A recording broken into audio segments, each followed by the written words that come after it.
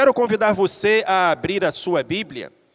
E você pode também não apenas abrir a Bíblia, mas compartilhar com o seu vizinho aí, à direita, à esquerda, que talvez esteja sem a Bíblia. No Evangelho de Mateus, capítulo 15. Nós vamos falar essa noite sobre o tema Senhor, socorre-me. E o nosso texto, a filha da mulher cananeia é curada. Mateus capítulo 15, do verso 21 ao verso 28. A Bíblia diz assim: Ora, partindo Jesus dali, retirou-se para as regiões de Tiro e Sidom.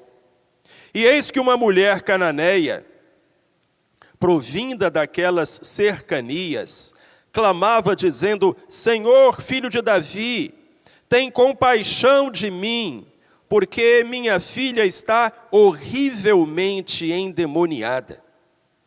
Contudo, ele não lhe respondeu palavra. Chegando-se, pois, a ele os seus discípulos, rogavam-lhe, dizendo: Despede-a, porque vem clamando atrás de nós. Respondeu-lhes ele: Não fui enviado senão às ovelhas perdidas da casa de Israel. Então veio ela e, adorando-o, disse: Senhor, socorre-me. Ele, porém, respondeu: Não é bom tomar o pão dos filhos e lançá-lo aos cachorrinhos.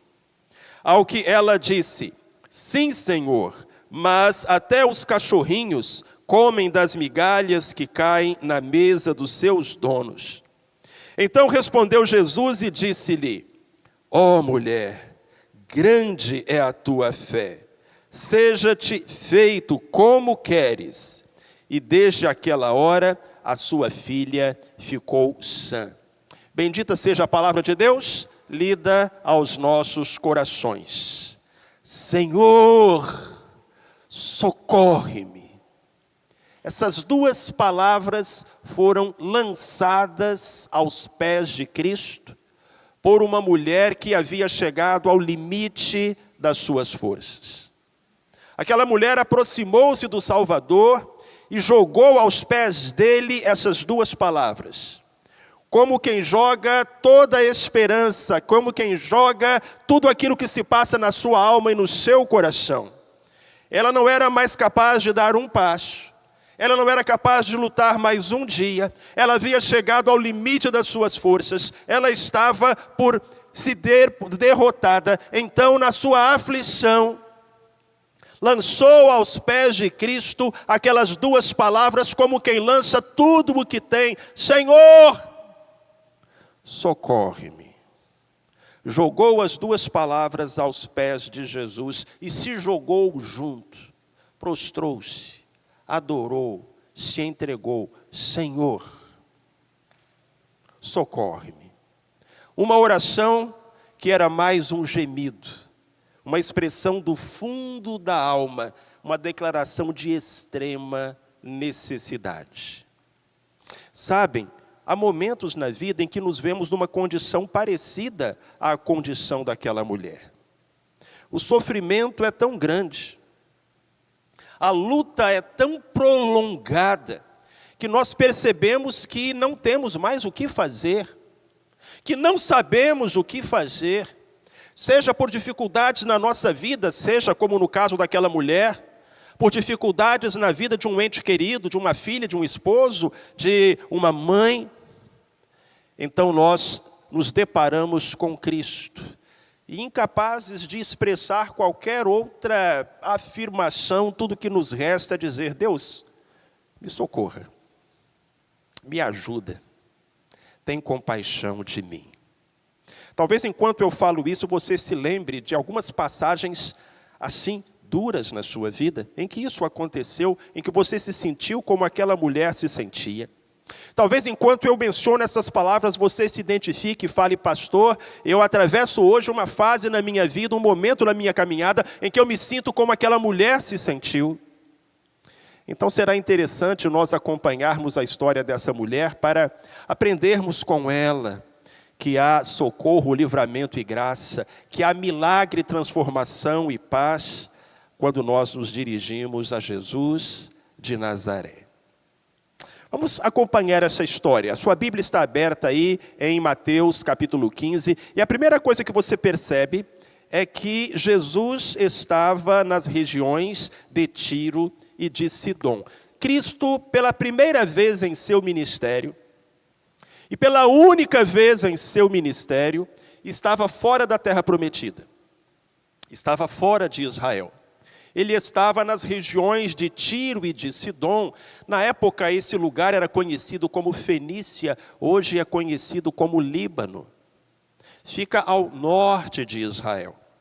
Então, Jesus Cristo, sendo judeu, não estava mais na terra dos judeus.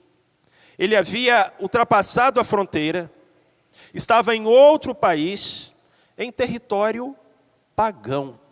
O que Jesus estava fazendo lá?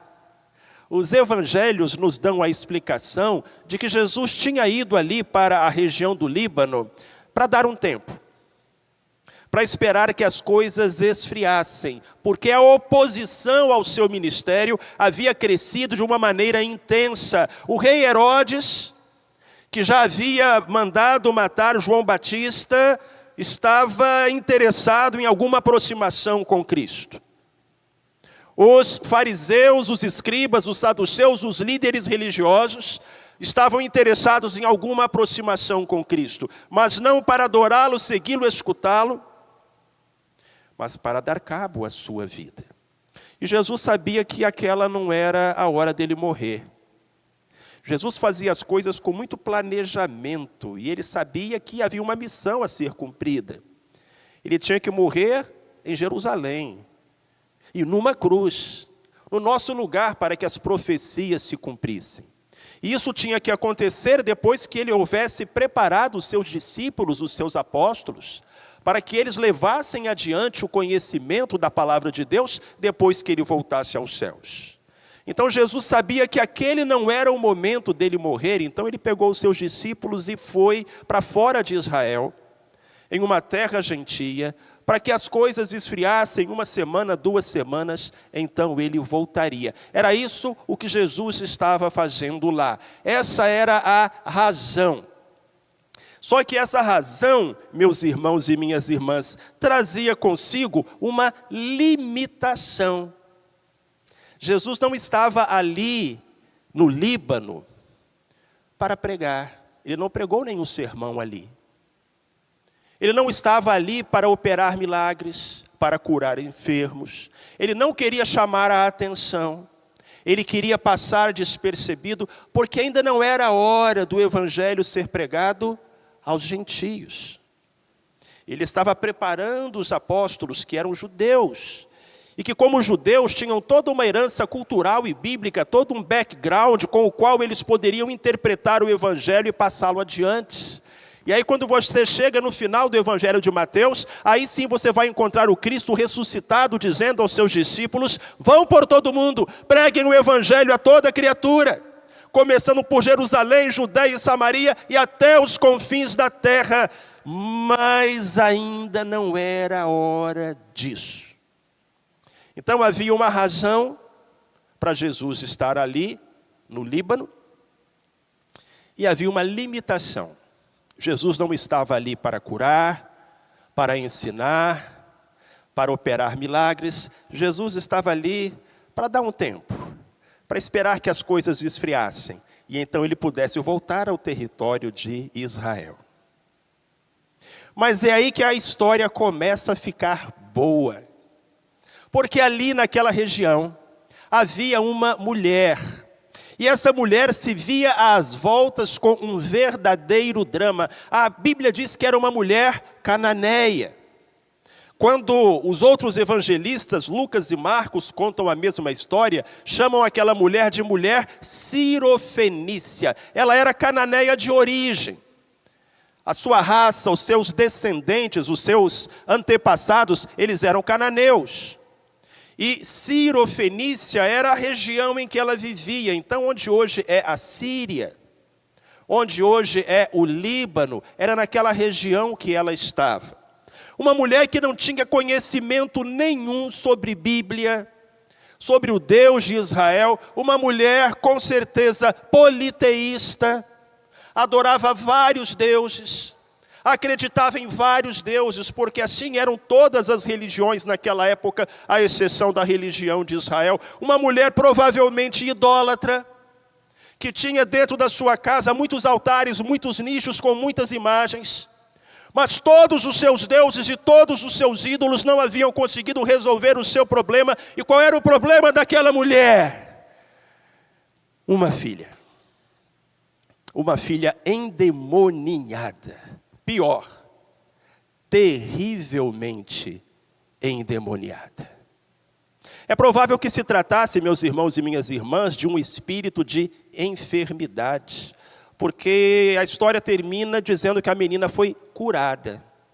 Então havia uma doença, mas não era uma doença comum, era uma doença espiritual, em uma terra pagã, onde os demônios deitavam e rolavam e com muita liberdade operavam com a permissão dos seres humanos que os invocavam, e em meio àquelas trevas, àquela escuridão, ali estava a situação daquela mulher. E aquela mulher soube que um tal de Jesus, também conhecido como filho de Davi, profeta de Israel, que operava curas, milagres, libertações, passava por aquela região. Era a sua chance. Era a sua chance. Então aquela mulher tratou de ir atrás de Cristo. No que eu acho, fez o que qualquer mãe faria. Porque mãe é mãe. Há um ministério chamado Desperta Débora, inclusive aqui nessa igreja, são as mães intercessoras, se reúnem toda quarta-feira, 18h30, para orar pelos seus filhos biológicos, de coração e espirituais. E esse ministério Desperta Débora tem algumas frases, alguns slogans, e uma das frases é: ninguém ora por um filho como uma mãe. É verdade. Mãe é mãe. E eu acho que aquela mulher cananeia estava fazendo o que você, como mãe, faria se estivesse no lugar dela. Há uma história bonita a respeito de Agostinho de Hipona, também conhecido como Santo Agostinho, que foi um dos maiores teólogos da história da igreja, viveu ali no século III, no século IV. E Agostinho era filho único de Mônica. Mônica era uma crente fiel, uma mulher consagrada. Agostinho, filho único, só queria saber de pecar. E gastava a sua juventude com as mulheres, com a bebida, com a prostituição, até mesmo algumas seitas heréticas ele havia se envolvido.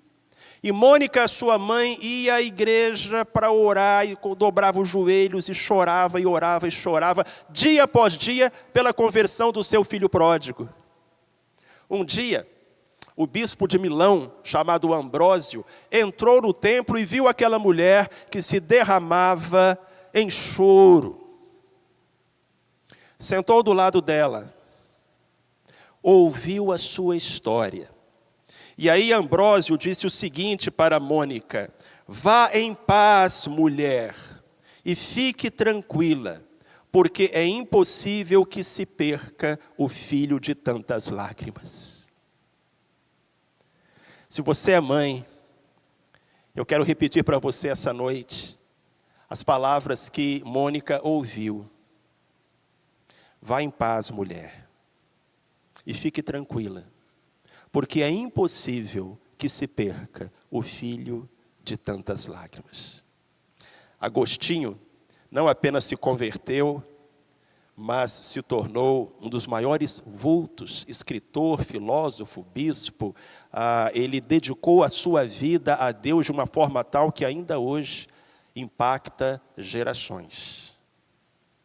Porque uma mãe lutou por ele em oração. Como há muitas mães aqui que estão fazendo por seus filhos. E como aquela mãe estava fazendo pela filha dela. A Bíblia diz que aquela mulher começou a ir atrás de Cristo.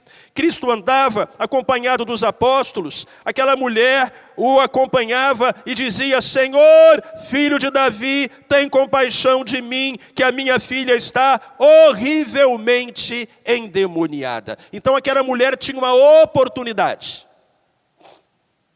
Jesus estava passando num lugar onde ele nunca havia estado e onde ele nunca mais voltaria. Era a sua oportunidade, a única oportunidade. O problema é que a oportunidade daquela mulher trazia uma dificuldade. E qual era a dificuldade? Jesus não estava ali para curar. Não estava ali para operar milagres. Ainda não era a hora. Jesus observava um cronograma muito sério. Aí ele não queria causar comoção, tumulto. Ele estava ali para se esconder, para passar despercebido. Então a oportunidade daquela mulher trazia junto uma dificuldade. E Cristo? Cristo tinha uma dificuldade. Ele não havia sido enviado senão as ovelhas perdidas da casa de Israel. Não é o que está escrito aí? Não foi o que ele falou? Eu não fui enviado senão as ovelhas perdidas da casa de Israel. Esse era o plano. Eu vou exercer o meu ministério em Israel. Vou preparar os apóstolos. Vou morrer pela humanidade. E aí sim os filhos de Israel vão evangelizar o mundo. E o evangelho vai chegar até os confins da terra. Então Cristo tinha essa dificuldade. Mas Jesus viu nessa dificuldade uma oportunidade. Oportunidade de quê? Oportunidade de ensinar àquela mulher a respeito da fé. Amados, eu acho que essa é a diferença entre Deus e a gente. A gente transforma oportunidade em dificuldade. É ou não é? A oportunidade chega, a gente se atrapalha, estraga tudo. A gente consegue transformar oportunidade em dificuldade. Deus é o contrário. Deus transforma dificuldade em oportunidade. E aí Cristo viu, na sua própria dificuldade, uma oportunidade de ensinar àquela mulher cananeia a respeito da fé. Ela não tinha muito tempo para aprender. E ela tinha muita coisa para aprender, ela não sabia nada sobre Deus. Ela era uma cananeia, cirofenícia, pagã, idólatra, politeísta. Então ela precisava de um intensivão. E vamos imaginar ali que Jesus tinha 3 minutos para ensinar aquela mulher a respeito da fé. Como Cristo fez isso? Colocando diante daquela mulher alguns obstáculos. E cada obstáculo que aquela mulher transpunha era um degrau que ela subia na escada da fé. Ela já tinha algum grau de fé. Quando ela foi procurar por Cristo, o fez levada pela fé.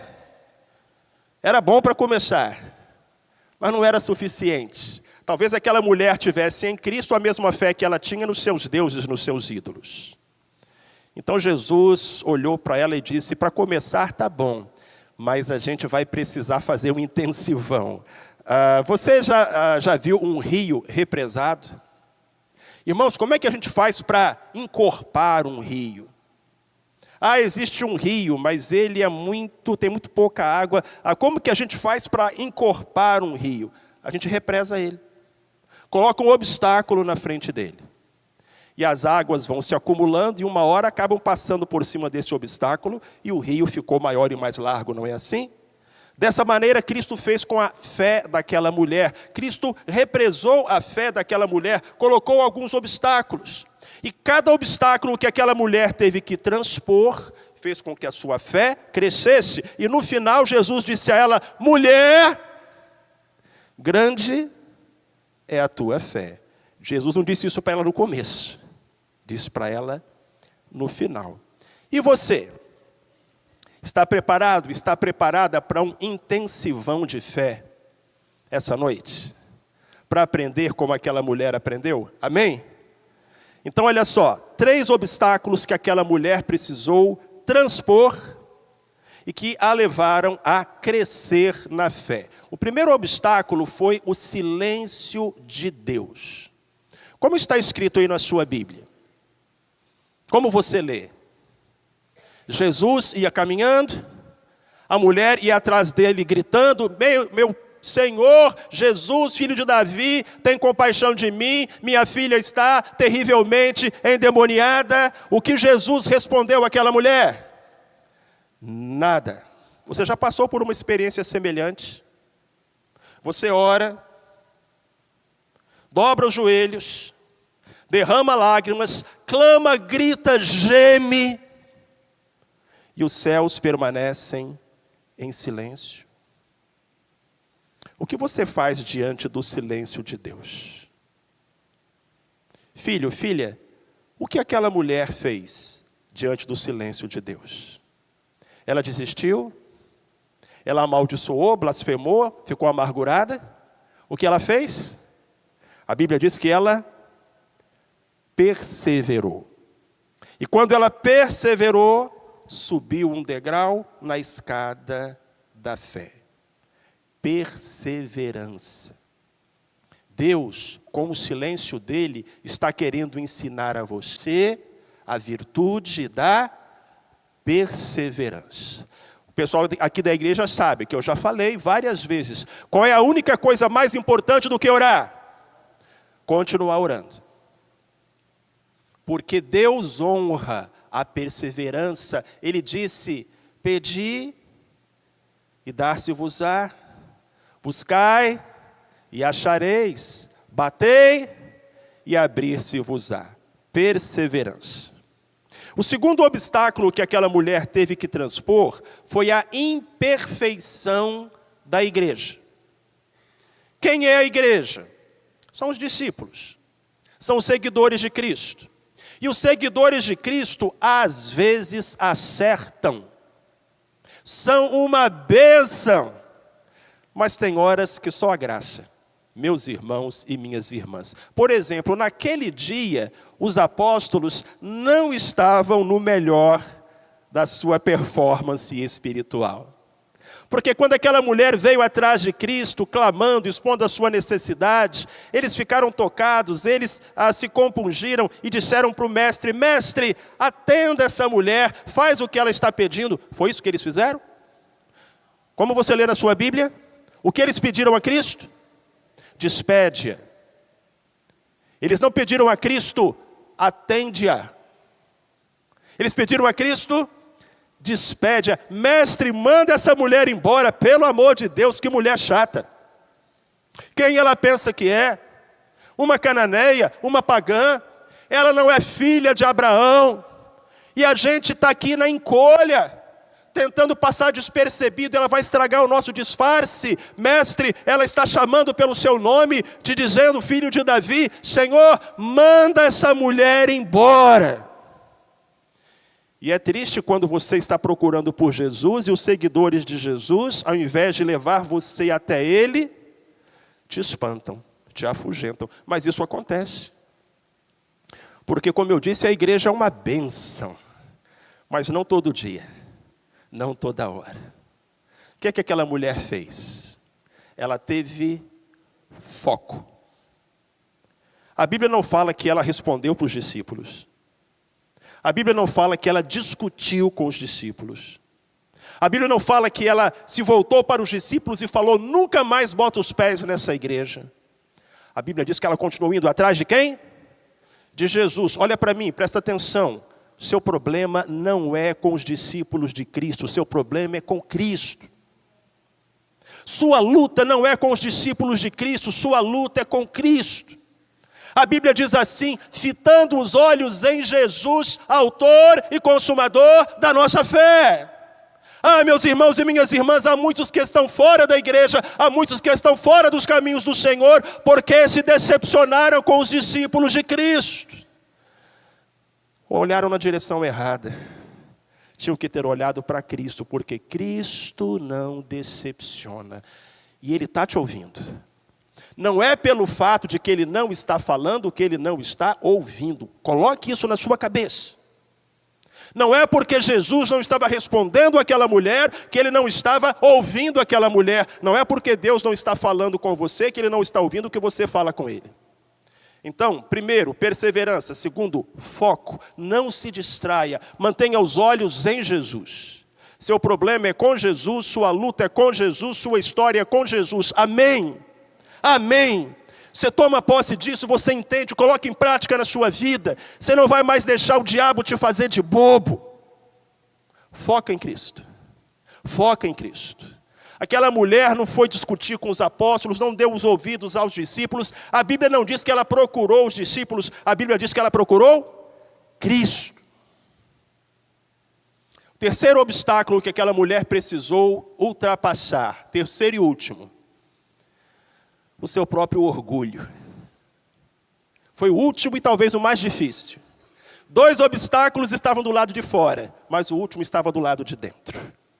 A mulher se lançou aos pés do Senhor, jogou aos pés do Senhor as suas 2 últimas palavras: Senhor, socorre-me. Jesus disse para ela: não é bom pegar o pão dos filhos e dar para os cachorrinhos. Jesus não estava errado. Tinha uma sequência, tinha um cronograma.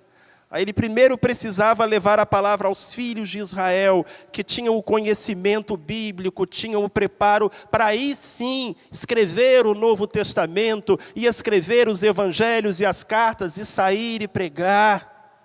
Jesus não estava errado, mas do jeito que ele falou, a comparação que ele fez, poderia ter ofendido aquela mulher, é ou não? Se fosse você, o que você teria respondido para Cristo? Eu conheço algumas pessoas, e você também conhece, que teriam armado um barraco com Cristo. Mas espera aí, é assim que você diz que veio para salvar a humanidade? Que é o Redentor do mundo, que é o Salvador de todo aquele que crê? É assim que você diz que você é amor? Deus. E me trata dessa maneira? Irmãos, a porta do céu é estreita, mas ela também é baixa. Para entrar você precisa se inclinar. E quando você começa a achar que você tem direitos com Deus, e que você pode ficar ofendido com Deus, amargurado com Deus, e que Deus te deve alguma coisa, o diabo deita e rola. Quando graça vira obrigação, quando misericórdia vira dever, o ser humano está num caminho que não vai levá-lo ao milagre e à vitória. Hoje em dia se fala muito de direitos humanos, não é? Se fala muito de direitos humanos. O problema é quando você quer aplicar os direitos humanos na sua relação com Deus.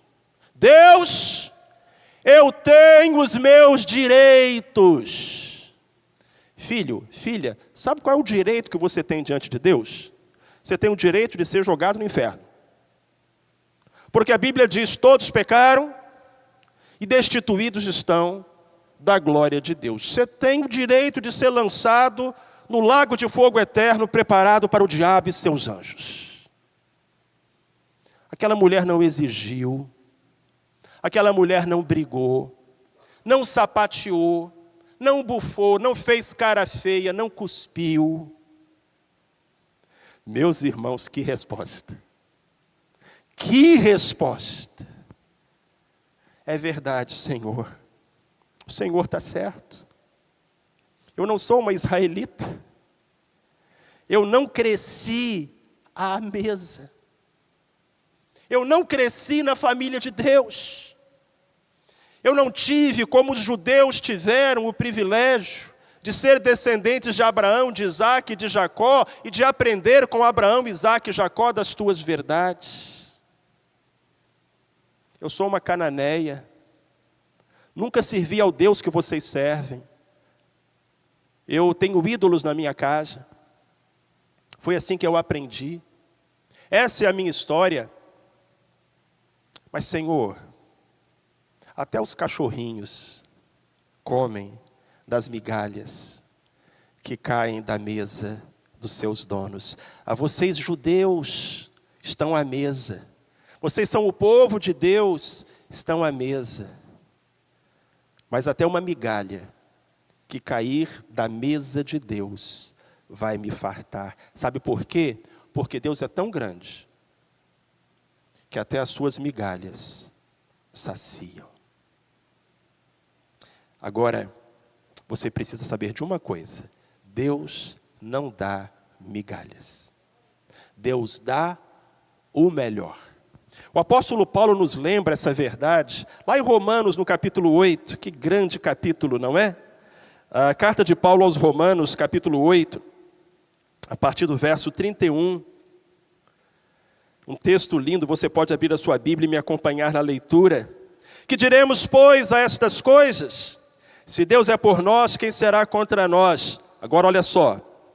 Aquele que nem mesmo a seu próprio filho poupou, antes o entregou por todos nós, como não nos dará também com ele todas as coisas? Deus nos dá migalhas, irmãos? Deus nos dá sobras? Deus nos dá restos? Deus nos dá um trocadinho para a gente ir embora e parar de perturbar? Deus é assim? Não. Porque Deus amou o mundo de tal maneira que deu o seu Filho unigênito, para que todo aquele que nele crê não pereça, mas tenha a vida eterna. Deus deu o que ele tinha de melhor. Deus dá o que ele tem de melhor. Deus não dá migalhas. Aquele que nem mesmo a seu próprio Filho poupou, antes o entregou por todos nós, como não nos dará também com ele todas as coisas? Quem intentará acusação contra os escolhidos de Deus? É Deus quem os justifica, quem os condenará? Cristo Jesus é quem morreu, ou antes, quem ressurgiu dentre os mortos. Está à direita de Deus e também intercede por nós. Oh, glória! Quem nos separará do amor de Cristo? Tribulação, angústia, perseguição, fome, nudez, perigo, espada? Em todas estas coisas somos mais que vencedores por aquele que nos amou. E eu estou certo de que nem morte, nem vida, nem anjos, nem principados, nem coisas presentes, nem futuras, nem potestades, nem altura, nem profundidade, nem qualquer outra criatura nos poderá separar do amor de Deus que está em Cristo Jesus, nosso Senhor. Aleluia! Louvado seja o nome do Senhor. Aquela mulher transpôs o terceiro e último obstáculo. Silêncio, perseverança. Imperfeição, foco. Orgulho, humildade. E aí Cristo disse para ela, mulher, grande é a tua fé. Ela tinha passado no intensivão.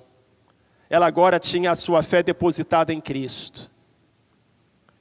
E a Bíblia diz que quando ela chegou em casa, a filha dela estava curada. E você pode imaginar como aquele abraço foi apertado.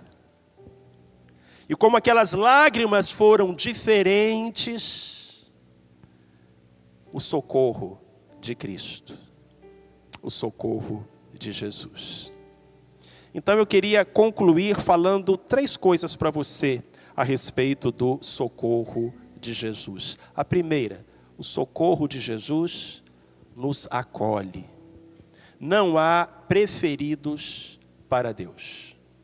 Não há judeu e gentio, brasileiro ou mexicano. Cristo é o caminho para todos. E Deus está de coração aberto e braços abertos para todos, incluindo você. Talvez como aquela mulher, você não teve um background evangélico, bíblico, não cresceu na igreja, fez coisas erradas. Não importa, o socorro do Senhor nos acolhe, recebe. Segunda coisa, o socorro do Senhor nos restaura.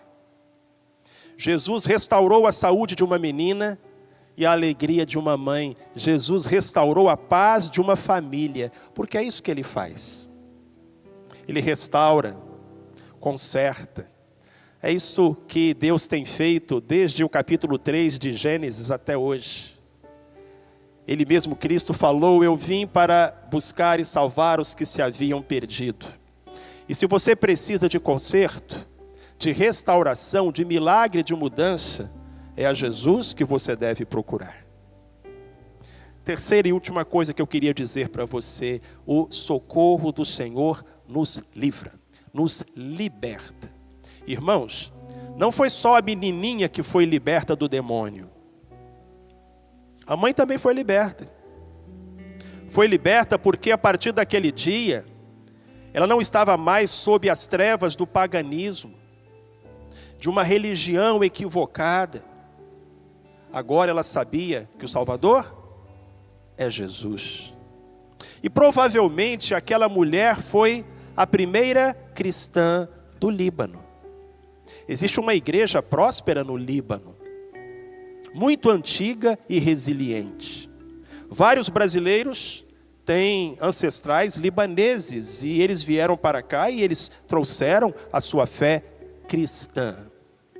E talvez aquela mulher tenha sido a primeira convertida, a primeira crente do Líbano. Porque há cadeias que só Jesus quebra. A cadeia do pecado, a cadeia das trevas, a cadeia da perdição, a cadeia da mágoa, a cadeia da dor. Qual é a cadeia que tem preso você? A cadeia do passado. Jesus liberta, Jesus acolhe, Jesus restaura. Então eu digo a você essa noite: perseverança, foco, humildade. Esses três ingredientes juntos resultam em uma grande fé, com a qual você deve ir a Cristo e pedir socorro e colocar a sua esperança, necessidade e vida, porque Ele está aqui e Ele ama você.